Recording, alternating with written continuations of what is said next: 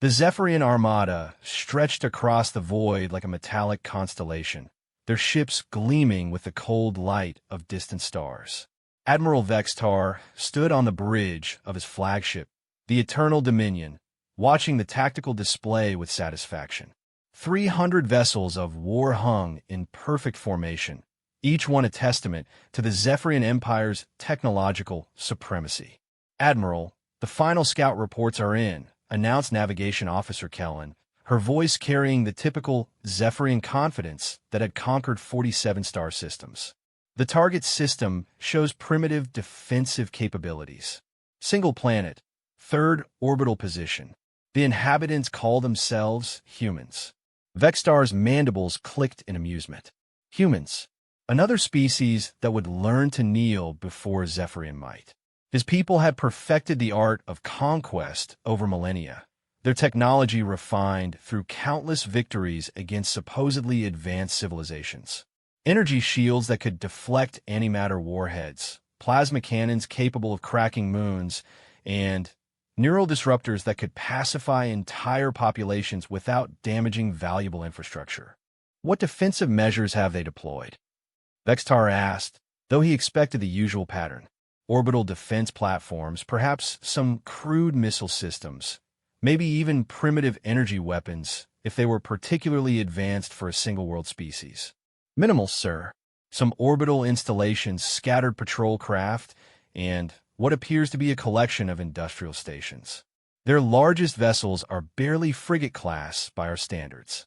Kellen paused, accessing her neural implant. Intelligence suggests they've only achieved faster-than-light travel within the last century. Typical pre-Empire civilization. The Admiral's 3 eyes gleamed with predatory satisfaction. The Zephyrians had encountered thousands of such species, young races who thought their recent technological achievements made them formidable, only to discover they were mere children playing with toys compared to an empire that had perfected warfare when their ancestors were still discovering fire. "Begin standard conquest protocol," Vextar commanded. "Deploy suppression fields, target their communication networks, and prepare boarding parties for the primary population centers. I want this system secured within 1 solar rotation." The massive fleet began its approach, ships spreading into a formation that had brought terror to countless worlds. The Zephyrian War doctrine was elegant in its simplicity and devastating in its execution. First, establish orbital supremacy by overwhelming any defensive installations. Second, deploy neural suppression fields to pacify the population and prevent organized resistance. Third, secure key infrastructure and begin the integration process that would transform another free species into productive subjects of the Empire. As the Armada closed distance with the human homeworld, Vextar felt the familiar thrill of inevitable victory. Earth hung before them like a blue jewel, its surface crawling with the heat signatures of billions of inhabitants who had no idea their independence was about to end. The planet's defensive installations were already targeting his fleet, but their primitive weapons would barely scratch his ships, regenerating hull plating. "Sir, we're receiving a transmission from the planet," communications specialist Morden reported. "Audio only, basic encryption. Should I translate?" "Put it through. Let's hear what desperate pleas they offer." The bridge filled with an alien voice speaking in crude tonal patterns. The universal translator rendered it into proper Zephyrian. "Unknown vessels. This is Earth Defense Command. You have entered Sol System space without authorization. State your intentions or withdraw immediately." Laughter rippled across the bridge crew. The same pathetic bravado they'd heard from dozens of species who mistook their brief technological adolescence for actual power. Vextar gestured for Morden to open a channel. "Inhabitants of the third planet, I am Admiral Vextar of the Zephyrian Empire. Your world has been selected for integration into our domain. Surrender your governmental authority and prepare for occupation. Resistance will result in unnecessary casualties." The response came quickly. "This is Admiral Sarachun of the Terran Defense Force. We reject your ultimatum. All vessels are ordered to withdraw from this system immediately, or we will consider your presence an act of war." More laughter from the bridge crew. War? These primitive bipeds thought they could wage war against the Zephyrian Empire? Vextar had witnessed the obliteration of the crystal cities of Altair Prime, the technological wonders of the Centauri Collective, and the living ships of the botanical consciousness. All had fallen before Zephyrian might. What could one primitive world possibly do against 300 vessels of the line? "Begin the attack," he commanded. The first wave of plasma fire lanced across space, targeting the largest human installations. Orbital defense platforms exploded in brilliant flowers of light, their primitive armor no match for weapons that drew power from controlled stellar fusion. Human ships scattered like frightened prey animals, their small vessels darting between larger Zephyrian cruisers in what appeared to be random patterns. "Enemy vessels are displaying erratic movement patterns," reported Tactical Officer Zonth. "Possible retreat formation, though their navigation appears chaotic." "Primitive panic response," Vextar observed. "Begin deployment of neural suppression fields. I want their population pacified before they can organize any meaningful resistance." The massive field generators built into the Empire's dreadnoughts began to hum, preparing to blanket the planet with psychic energy that would render the human population docile and compliant. It was a refined technology, developed through centuries of conquest, that could pacify entire civilizations without damaging their productive capacity. But something was wrong. The neural field readings showed massive interference, as if something was actively disrupting the suppression wave. Vextar frowned, his tactical implants running diagnostic routines. The technology was perfectly calibrated, tested against dozens of species across the psychological spectrum.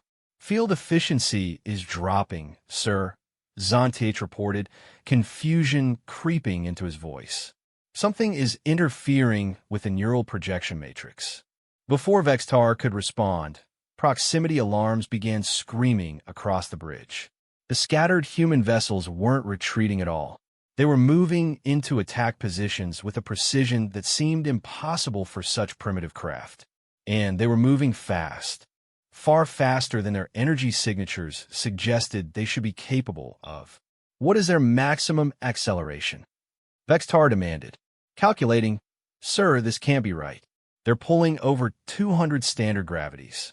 No biological crew should survive that kind of acceleration without massive technological support." "Impossible." "Rescan their vessels." "What's their actual crew complement?" A long pause. Then, Zonth looked up from his console with something Vextar had never seen in a Zephyrian officer's face before.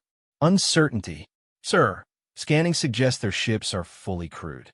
But the acceleration curves don't match any known biological tolerance.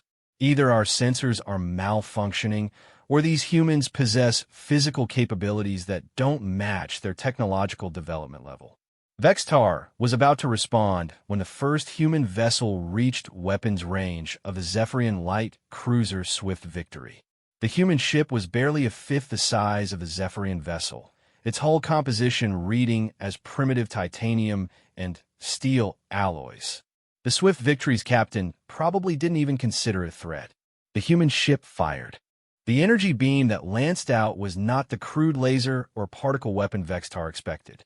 It was a coherent stream of exotic matter that bypassed the Zephyrian shields entirely and punched through the cruiser's hull like it was made of soft metal.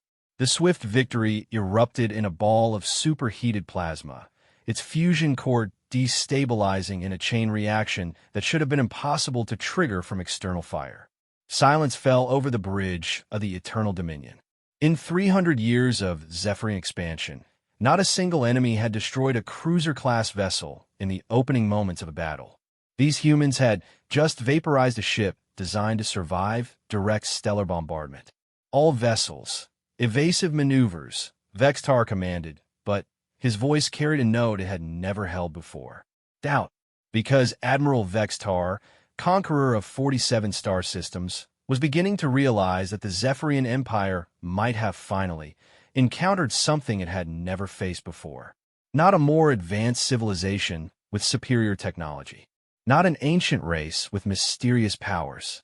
They had found a species that was simply, fundamentally, impossibly stubborn enough to refuse to lose.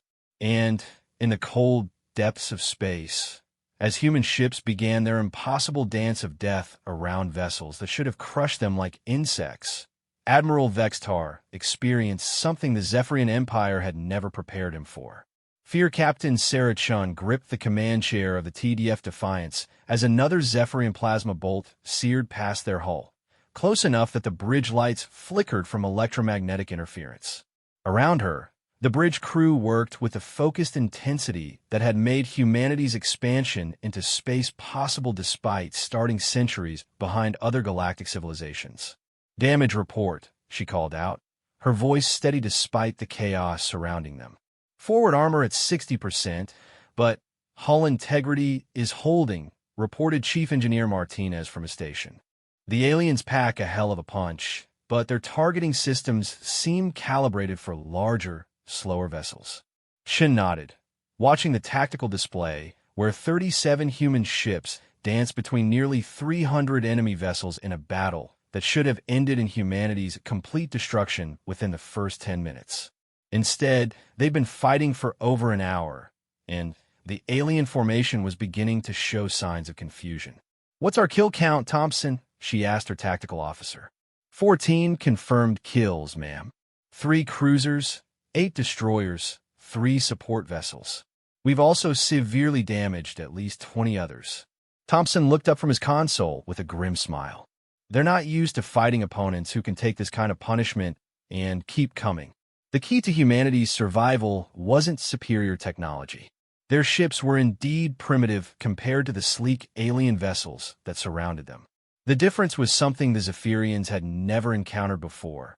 Humanity had learned to fight in the worst possible conditions and keep fighting long after any rational species would have surrendered.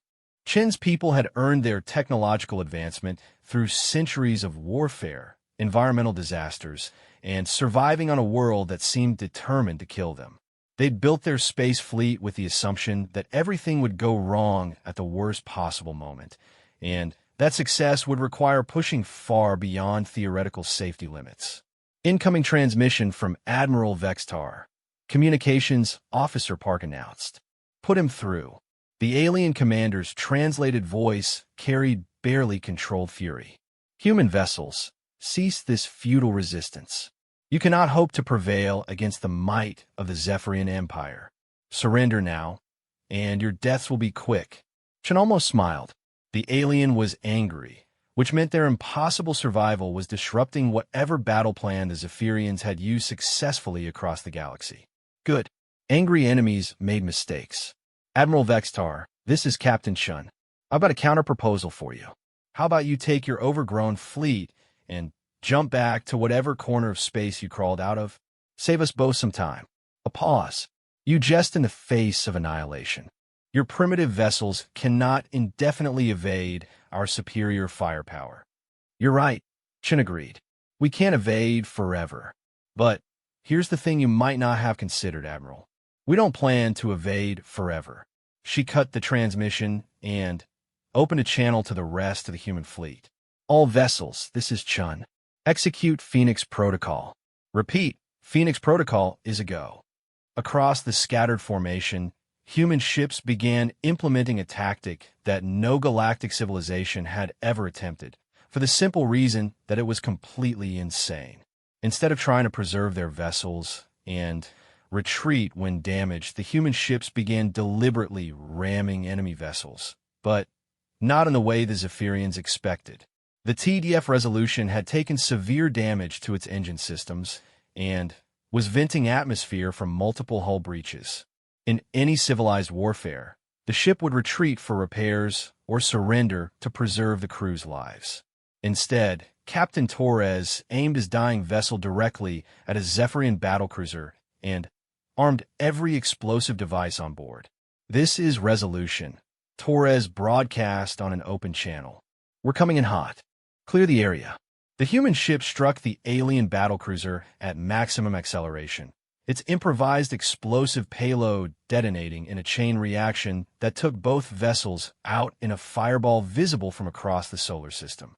The Zephyrian response was immediate and predictable: shock and confusion. "They're destroying themselves," Tactical Officer Zontiach reported to Admiral Vextar, his voice carrying disbelief. The damaged human vessel deliberately collided with the inevitable conquest. Both ships destroyed. Vextar's 3 eyes focused intently on the tactical display. In his centuries of conquest, he had never seen anything like this. Every species the Empire had encountered possessed the fundamental survival instinct to preserve their own lives when faced with overwhelming odds. These humans seemed to consider their individual survival secondary to inflicting damage on their enemies. It was an accident, he decided.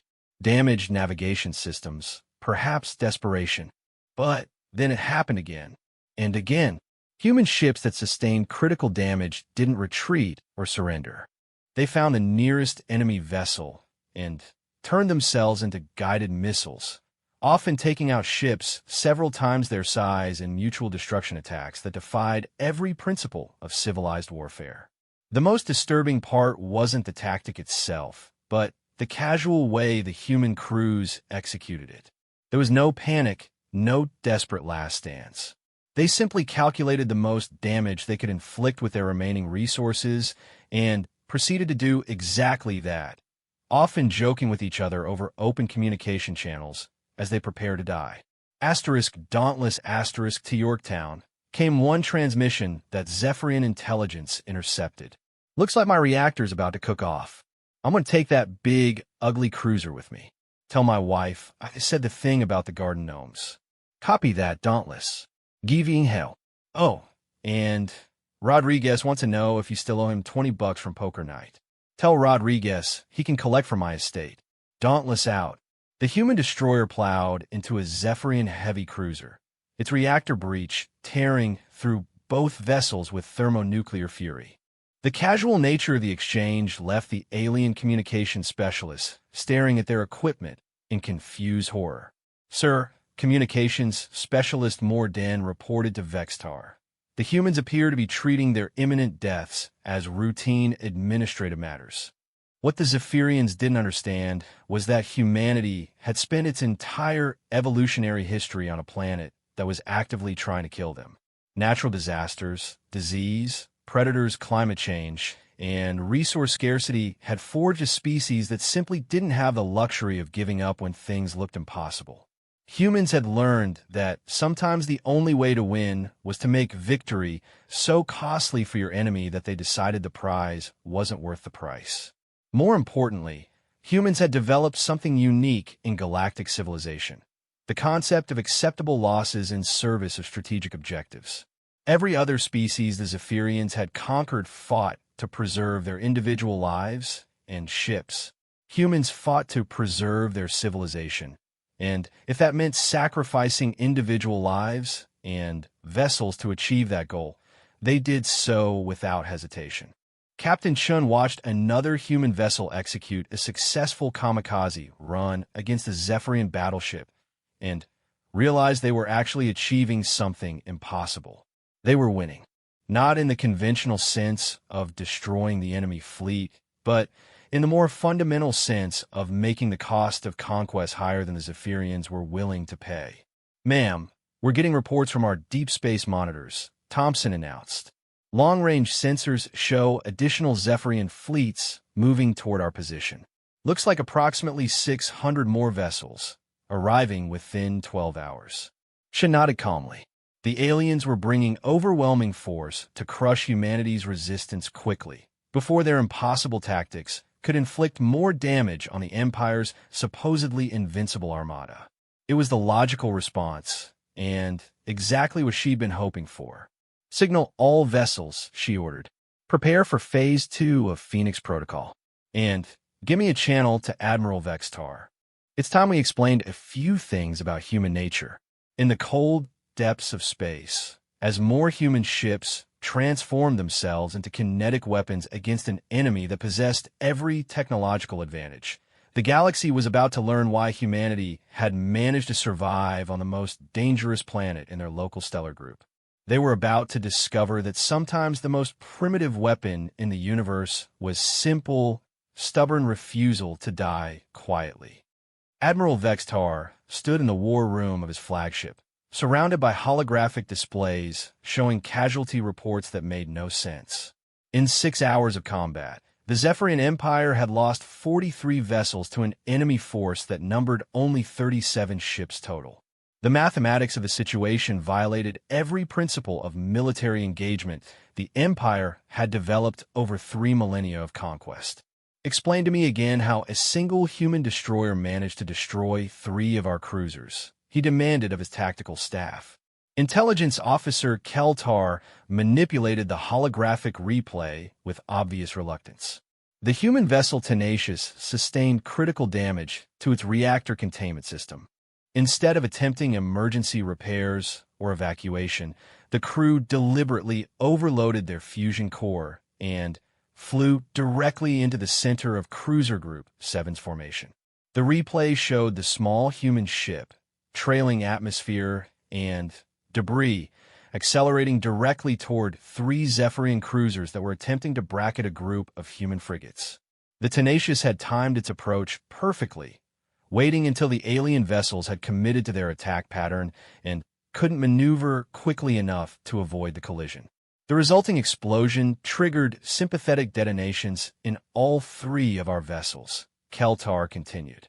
Analysis suggests the humans have somehow weaponized their own reactor safety systems, turning containment failure into a directed energy release. Vextar's mandibles clicked in frustrated confusion. The humans were fighting with technology that was centuries behind Zephyrian capabilities, but they were using it in ways that no rational species would consider. They treated their own ships as expendable ammunition, their crews as acceptable losses, and their inevitable deaths as tactical opportunities. Sir, incoming transmission from the human fleet commander, Communications Specialist Morden announced. Captain Shinigan? Negative, sir. This one identifies himself as Admiral Marcus Webb, Terran Defense Force Strategic Command. Vextar felt a chill of unease. If the humans had been fighting this desperately with only local defense forces, what would their strategic command be capable of? Put him through. The bridge's main screen activated, showing a grizzled human male with gray hair and scars that spoke of extensive combat experience. When Admiral Webb spoke, his voice carried the calm authority of someone who had seen the worst possible situations and survived them. Admiral Vextar, I'm Admiral Webb, commanding the Sol Defense Grid. I understand you've been having some difficulty with our local patrol units. Admiral Webb, your forces have fought bravely, but surely you recognize the futility of resistance against the Zephyrian Empire. We have additional fleets en route that will ensure your complete defeat. Webb's expression didn't change. Admiral, I think there's something you need to understand about humanity.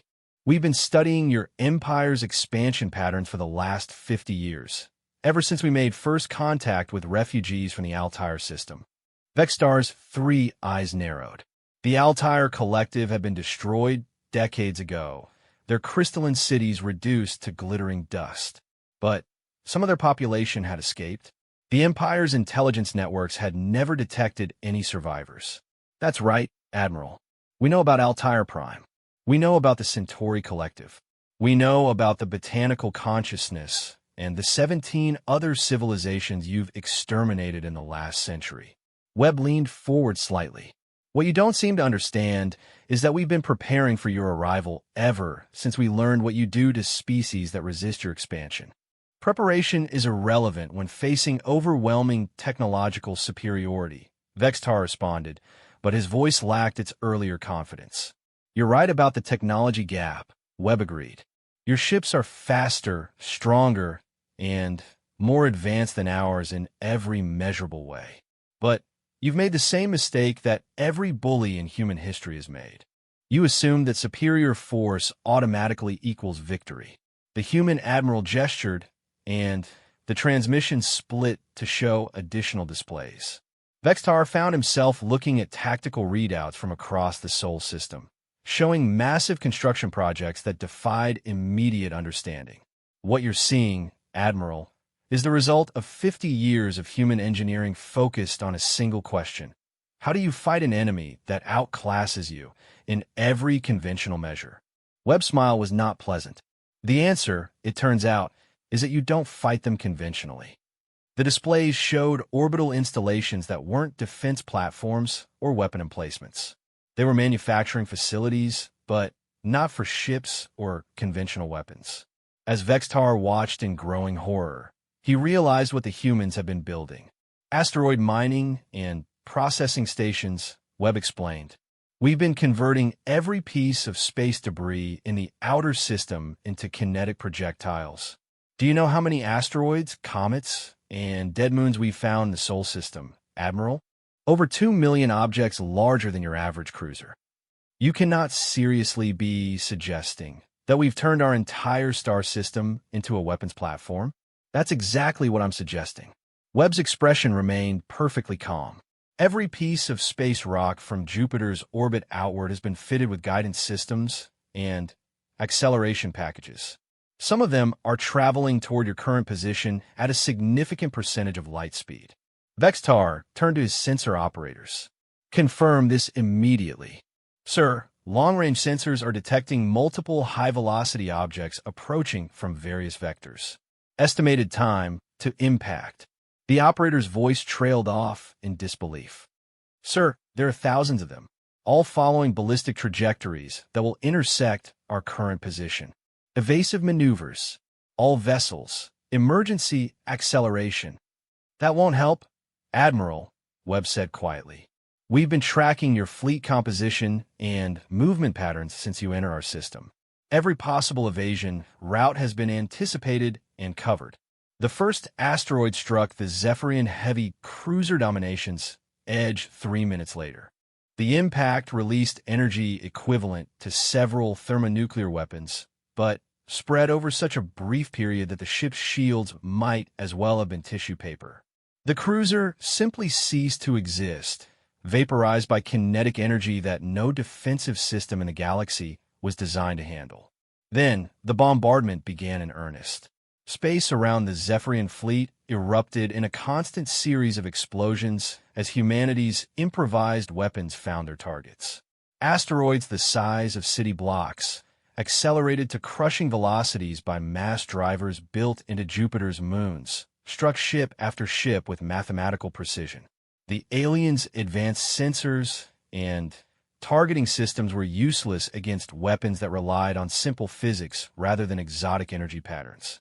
This is impossible, Vextar shouted over the chaos of alarms and damage reports flooding his bridge. No civilization converts an entire star system into a weapon. You're right, Webb agreed. No rational civilization would do something this insane. But, you see, Admiral, rationality is a luxury that only works when you're fighting rational opponents. His voice hardened. We learned a long time ago that sometimes survival requires doing things that seem impossible to anyone who's never had a fight for their existence. The bombardment continued for 47 minutes.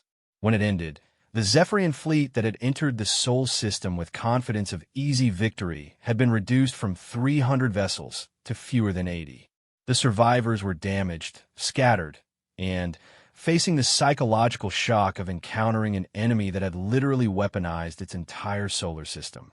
All vessels withdraw to minimum safe distance, Vextar ordered, his voice hollow with disbelief. In 3 centuries of conquest, the Zephyrian Empire had never retreated from a single battle. But they had never faced an enemy capable of turning the very space around them into a weapon. I'm afraid withdrawal is an option, Admiral, Webb said. You see, this was just the opening round. The real fun starts when our reinforcements arrive.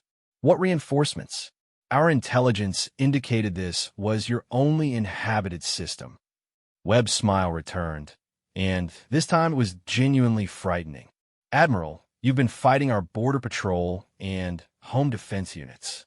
Our actual military is currently in transit from our colony worlds. Turns out, When you spend 50 years preparing to fight an empire that's been conquering the galaxy for centuries, you tend to spread your assets around. The sensor operator's voice cracked as he made his report. Sir, multiple FDL signatures detected. Configuration unknown, but energy readings suggest massive fleet formations emerging from hyperspace. Admiral Vextar, conqueror of 47 star systems, felt his confidence finally shatter completely as he realized the truth about humanity. They hadn't been desperately fighting for their lives against overwhelming odds. They had been buying time for reinforcements that would demonstrate exactly why the most dangerous predator in any ecosystem was the one that looked weakest until you tried to kill it. The space around Earth erupted with the brilliant flashes of dozens of hyperspace emergent signatures as humanity's true military might finally revealed itself.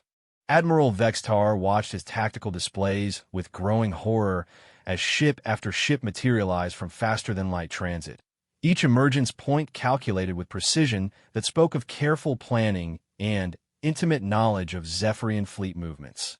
Fleet composition analysis, he demanded from his increasingly panicked tactical staff. Sir, we're detecting approximately 800 vessels of unknown configuration, reported sensor operator Kethal, his voice tight with stress. Energy signatures don't match any ship classifications in our database. Some of these vessels are registering power levels equivalent to our Dreadnought-class ships, but their hull configuration suggests they're built for purposes we don't recognize. Admiral Webb's image remained steady on the communication screen, watching the Zephyrian reaction with the calm satisfaction of someone whose carefully laid plans were finally coming to fruition. Surprise said, Admiral Vextar. You shouldn't be. Humanity has been expanding into the galaxy for the last 150 years. We may have started late compared to other civilizations, but we've been very busy during that time. Impossible, Vextar muttered, though his confidence was rapidly evaporating. Our intelligence networks would have detected such expansion. Would they? Webb asked mildly. Your empire excels at conquering established civilizations with fixed infrastructure and predictable defensive patterns. But humans learned a long time ago that the best defense against a superior enemy is to make sure they can't find you until you're ready to be found. The human admiral gestured, and new tactical displays appeared showing star charts that made Vextar's blood run cold. Red indicators marked human presence across dozens of star systems, many of them in supposedly empty regions of space that the Empire had never bothered to explore. We don't build the kind of grand cities and orbital habitats that make impressive targets for your plasma bombardments, Webb explained. Human colonies tend to be distributed across asteroid belts, hidden in nebulae, or tucked into the outer planets of systems that look uninhabitable to most galactic civilizations. We learned early that survival often means making yourself an unattractive target. As if to emphasize his point, the human fleet formation that emerged from hyperspace didn't arrange itself in the orderly battle lines that characterize civilized warfare. Instead, the ships spread across space in a seemingly chaotic pattern that made it impossible to target multiple vessels with area effect weapons, while simultaneously ensuring that every angle of approach to Earth was covered by overlapping fields of fire. Admiral, Communications Specialist Morden announced, we're receiving a transmission from the approaching human fleet. Multiple sources, but they appear to be coordinated. Put them through. The main screen split into a grid showing the faces of human military commanders from across the galaxy. Men and women of various ages and ethnicities, but all sharing the same look of grim determination that had characterized every human Vextar had encountered during this impossible battle. Admiral Vextar, said a woman with admiral's insignia and scars across half her face. I'm Admiral Lisa Rodriguez, commanding the Centauri Defense Force. I understand you've been having some trouble with our Sol system neighbors. Another commander, a man with the weathered appearance of someone who'd spent decades in deep space, spoke up. Admiral Jackson Harper, Outer Colonies Fleet. We've been tracking your empire's expansion patterns for quite some time now. Fascinating tactical doctrine, conquering established civilizations.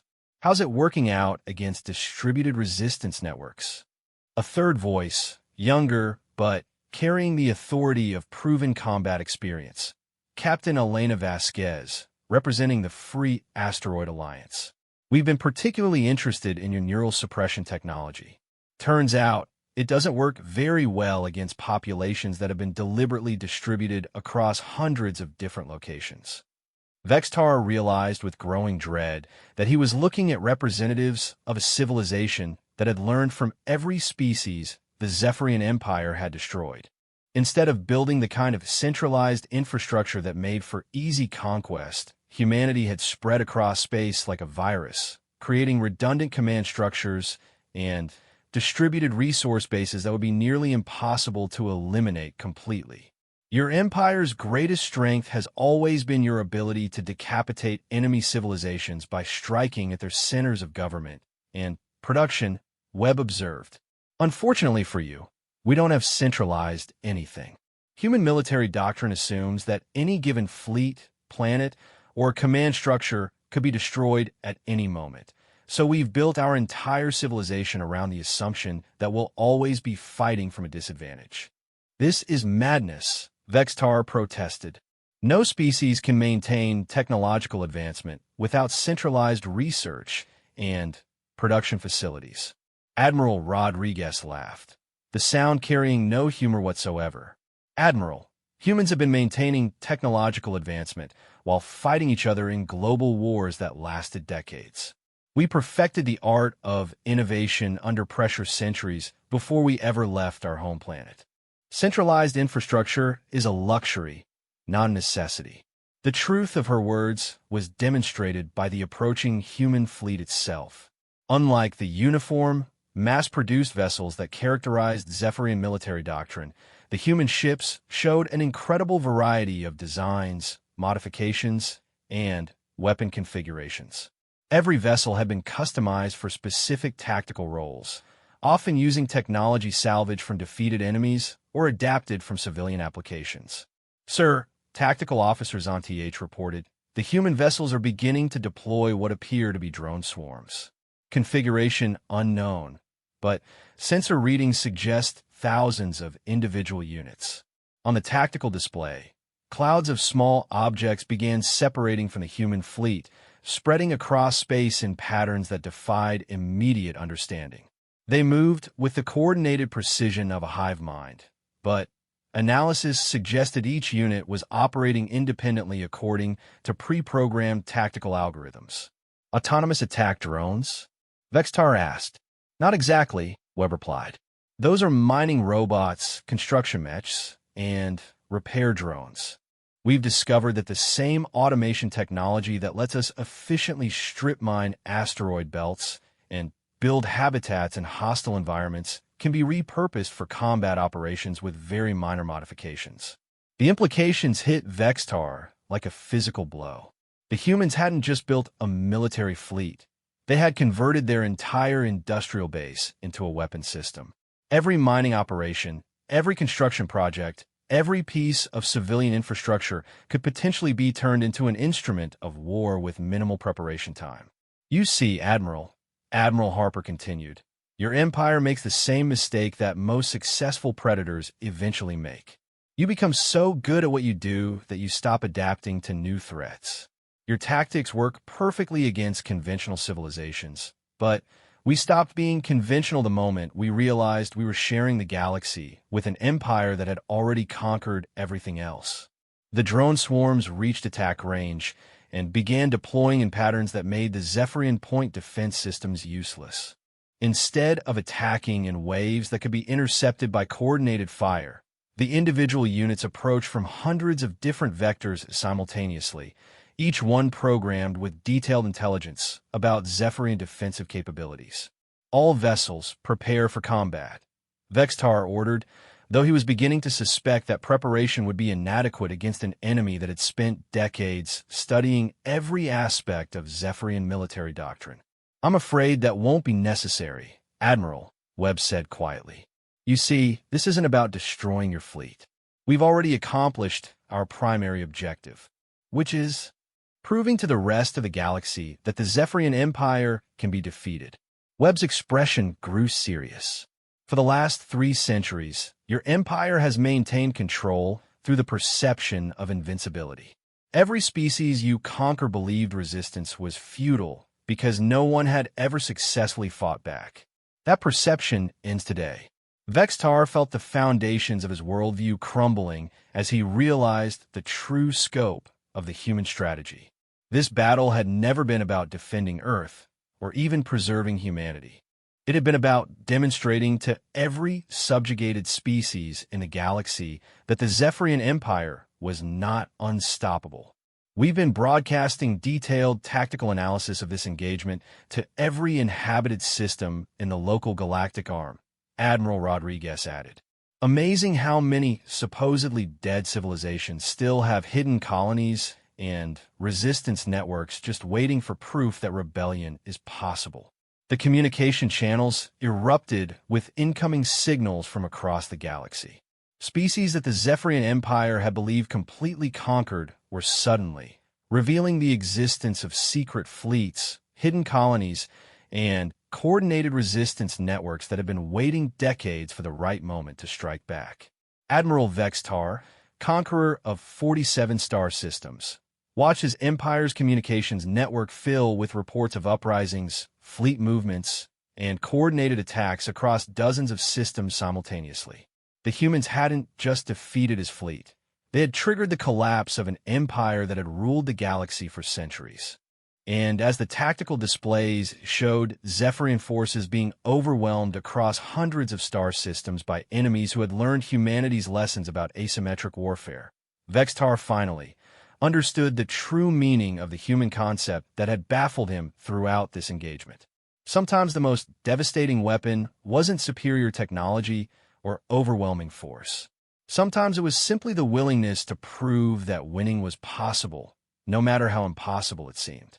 6 months after the Battle of Sol, Admiral Vextar stood in the detention facility aboard the human vessel Resilience, watching through reinforced transparisteel as his former empire crumbled across the galaxy. The irony of the ship's name was not lost on him. Where Zephyrian vessels bore names that spoke of dominance and conquest, human ships carried names that reflected their species' fundamental philosophy: endurance, determination, and the stubborn refusal to surrender. The Altair Collective has re-established their crystal cities on 17 worlds, reported Admiral Webb, who had become something like a regular visitor during Vextar's captivity. They're using modified human construction techniques that make their infrastructure much more resistant to orbital bombardment. The human admiral carried a data pad showing status reports from across the galaxy, each one documenting the resurrection of civilizations that the Zephyrian Empire had believed extinct. It was a systematic reversal of 3 centuries of conquest, accomplished with surgical precision that spoke of careful planning and intimate knowledge of each species' cultural and technological capabilities. The botanical consciousness has been particularly interesting, Webb continued. Turns out, their living ships were never fully destroyed. They went dormant and scattered across the galaxy, waiting for conditions that would allow them to regenerate. Human biotechnology specialists have been working with them to accelerate their recovery process. Vextar said nothing. What was there to say? His people had spent centuries perfecting the art of conquest, building an empire that seemed unshakable in its power and reach. But they had never considered what would happen if their enemies learned to fight back using methods that rendered conventional military superiority irrelevant. The most remarkable development, Webb added, has been the coalition forming between former Zephyrian subjects and human colonies. Your empire inadvertently created a galaxy-wide network of species with shared experience of oppression and a common interest in preventing future conquest. Through the viewport, Vextar could see the construction of something unprecedented in galactic history. A space station built through the cooperative effort of dozens of different species, each contributing their unique technological capabilities to create something that no single civilization could have achieved alone. Human engineering provided the structural framework, Alterian crystal technology handled energy distribution, Centauri information systems managed coordination, and botanical bioprocessors maintained life support systems that could accommodate the environmental needs of radically different species. What will happen to my people? Vextar asked finally. Webb considered the question carefully. That depends largely on their willingness to adapt to the new galactic order. Several Zephyrian worlds have already petitioned for membership in the Galactic Liberation Alliance. They're contributing their advanced medical technology and stellar engineering capabilities to reconstruction efforts. And those who refuse? No one's talking about genocide or forced relocation, if that's what you're worried about, Webb assured him.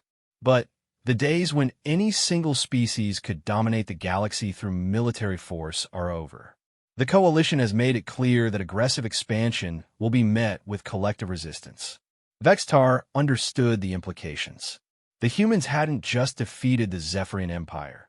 They had fundamentally altered the balance of power in the galaxy by proving that cooperation between diverse species could create defensive capabilities that no single military force could overcome. Why? He asked suddenly.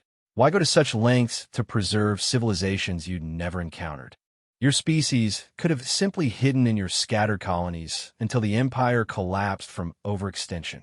Webb was quiet for a long moment, watching the multi-species construction crews working on the news station. Because we learned something important during our own history, Admiral. Isolation might provide temporary safety, but it doesn't create lasting security. The only way to be truly safe from predators like your empire is to make sure that the galaxy is full of species capable of defending each other. You're creating an alliance of the conquered. We're creating a civilization based on mutual aid instead of mutual destruction. Webb turned from the viewport to face the Zephyrian Admiral directly. Your empire fell because it was fundamentally unsustainable. You couldn't conquer the entire galaxy, and every species you oppressed represented a potential future threat. We're building something that can actually last. The datapad in Webb's hands chimed with an incoming message. He read it quickly, then looked up with what might have been satisfaction. Speaking of lasting solutions, I have some news that might interest you. The Zephyrian colonies that petitioned for Alliance membership have just completed their first joint project with human engineers. They've developed a new type of faster-than-light communication system that will allow real-time coordination between species across the entire galaxy. Vextar felt a chill of understanding. The humans weren't content with simply defeating the Empire. They were systematically eliminating the conditions that had allowed empires to exist in the first place. By creating instantaneous communication across galactic distances, they were making it impossible for any future conqueror to exploit the isolation and ignorance that had enabled the Zephyrian expansion. Your people are efficient, he admitted grudgingly. We're thorough, Webb corrected. When humans decide to solve a problem, we tend to approach it from every possible angle until we find a solution that works permanently.